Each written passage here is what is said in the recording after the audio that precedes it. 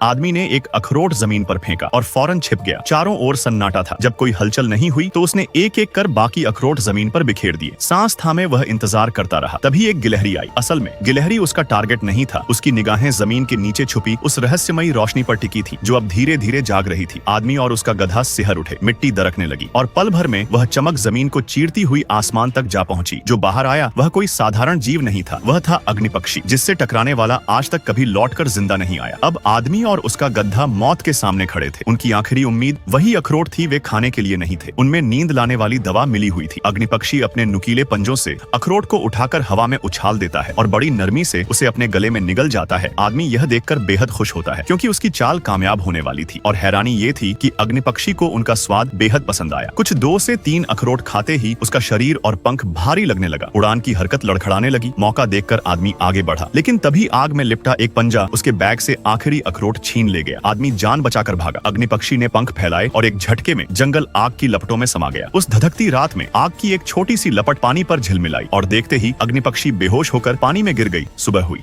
किसी तरह आदमी ने अग्निपक्षी को तार की जाली में कैद कर लिया था। जलता हुआ परिंदा उसे घूर रहा था। तभी उसकी आंखों से एक आंसू टपका। ऐसा लगा जैसे वह बिना शब्दों के आजादी की भीख मांग रहा हो।